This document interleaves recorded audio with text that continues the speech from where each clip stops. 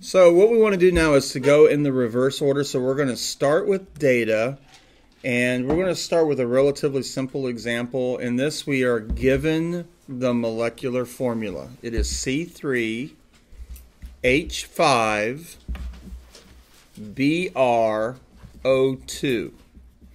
Now what I'm going to ask y'all to politely forget for a moment is that we know that information. Let's start with the IR. And as we look at the IR, let's see what kind of conclusions we can draw. And so I'm going to ask you guys if you would just quietly come behind me. Let's look at the IR. Let's not say anything just yet. But when you return, tell me any kind of functional group that you think that we have. Actually, I'm going to change my mind. Do y'all see anything obvious on this IR? Okay, so Brian says carboxylic acid. That's supported by two pieces of data, I believe. We have an exceptionally wide OH stretch that starts at about 2,500 and goes to about 3,300. That is characteristic of an OH stretch that's participating in an exceptionally strong hydrogen bonding, and we know that carboxylic acids make dimers. Also, you've got a prominent wide carbonyl at 1717. So, looking at the IR, and again, our formula is C3H5O2Br. If you're given the formula, do the degree on saturation. If I have 3 carbons, I should have 8 hydrogens. I have 6. I have a degree on saturation of 1. And now I know that that degree on saturation is a carbon-oxygen double bond that's also bonded to an OH. So one of my carbons I've already assigned. Anybody have questions about that? So what you can do now is you can say, all right, this is what I have left. I've already determined what one of the carbons are. So now all I have are 2 left to do. The oxygen's completely gone. Both of those are taken care of. And I've also taken care of one of the hydrogens. So C2H4Br is all I have left. And if you think about this, there's no way I can have these carbons arranged in anything else but a line, because we know a carboxylic acid is a terminal group. Now I want to emphasize we haven't even looked at the NMR yet. This is why this is a pretty simple example. Does the bromine go here or does the bromine go here? That's the only question we have to answer. Let's go back and look at our data. Of course, you can look at the mass spec. Are we convinced that we have a bromine atom? Mm-hmm. Sure are. Let's look at the proton NMR. 2 hydrogen environments. Both of them are triplets. That means bromine can't be attached to the middle carbon because they would integrate as 3 hydrogens and 1 hydrogen.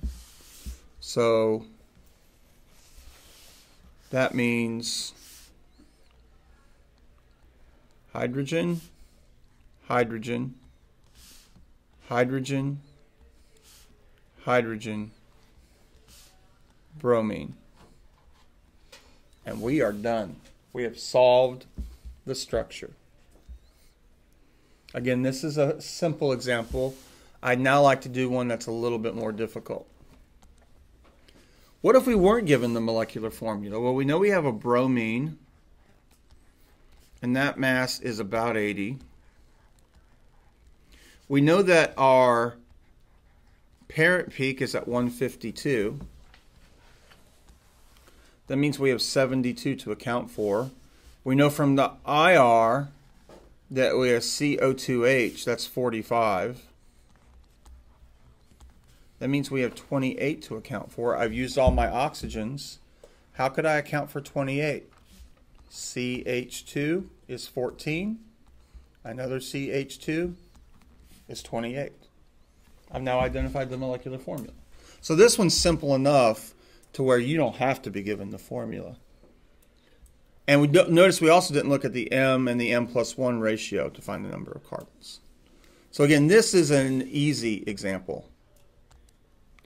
So now we're going to look at a molecule that has a formula of C6H6O2. Write this down. Remember this well. When you see C6H6, you are going to have a benzene molecule every single time. The degree in saturation will be 4, which means in all likelihood, now of course our evidence has to match, but in all likelihood that degree in saturation of 4 is going to correspond to 1 ring and 3 double bonds, which we know to be a benzene ring. So we have C6H6O2.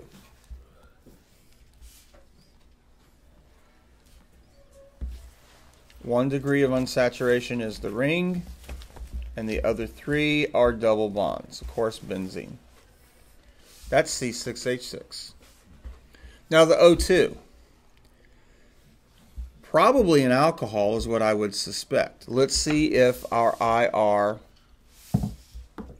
validates this or not. So let's look at the IR.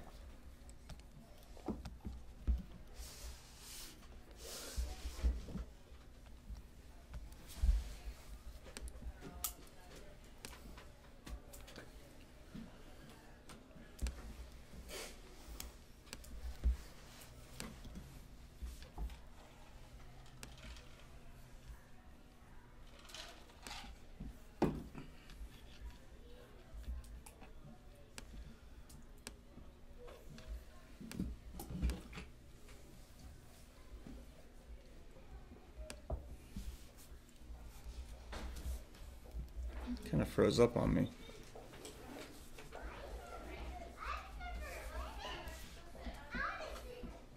Oh, are we in a zoo or something?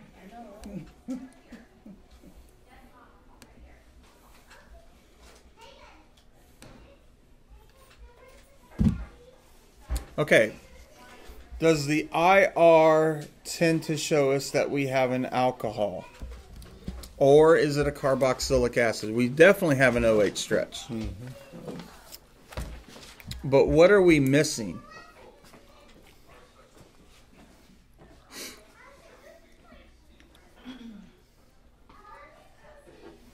We're missing a carbonyl carbon, or a carbonyl functional group. We don't have a very strong absorbance. So that's alcohol. Yeah. Okay. So now we can go back to our formula and say, all right, alcohol. I've accounted for all the carbons, by the way. So if this is an alcohol, there's got to be 2 of them. And now my choices are, they could be para.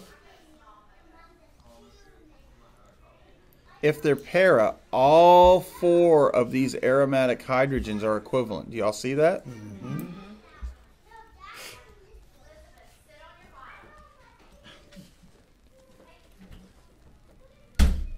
I'm going to go and pull that little girl's hair and then run back here real fast.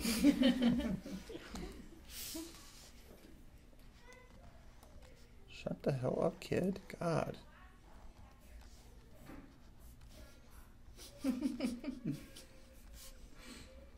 I could have a meta-substituted pattern. How many proton environment? Of course, we would have these OHs, but you know what? They're probably going to exchange.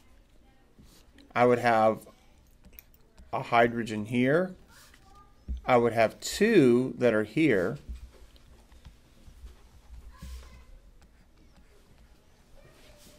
and I would have a third one here. And this would be a singlet. HB would be a doublet, and HC would be a triplet. And of course, if they were ortho,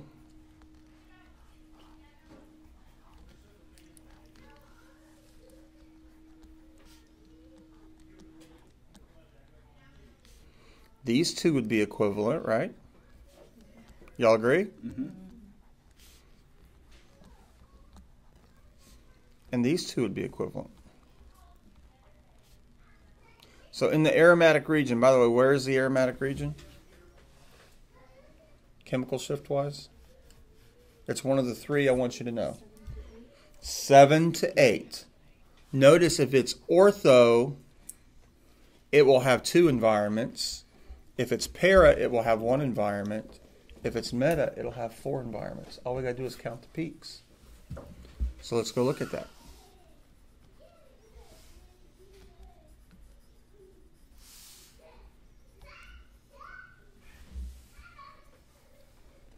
I see 2 peaks. By the way, here are our 2 alcohols.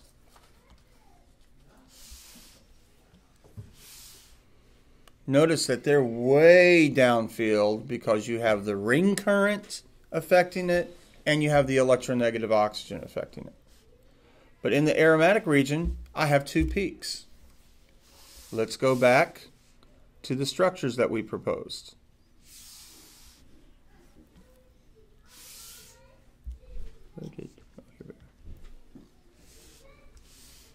It can't be this one. That was supposed to have 4. It can't be this one. That was supposed to have 1. It must be ortho. So the structure of our compound that we will propose is an aromatic ring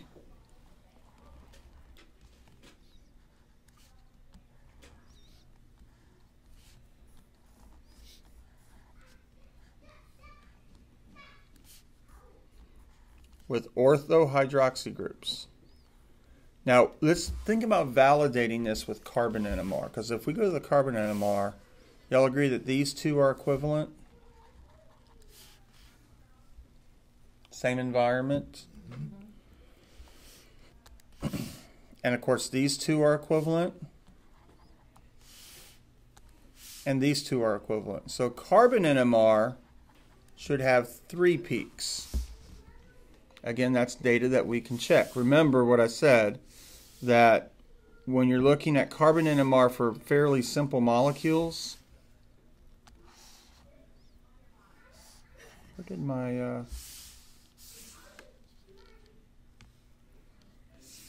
we go, carbon NMR. How many peaks do we see? 1, 2, 3. I'm not sure what this guy is. That's your DMSO solvent. Notice we didn't use deuterated chloroform on this one. Right? 3 aromatic peaks, all in the aromatic region. Remember, the aromatic region in carbon NMR is from 110 to 170. So I feel very confident that we have proposed the proper structure.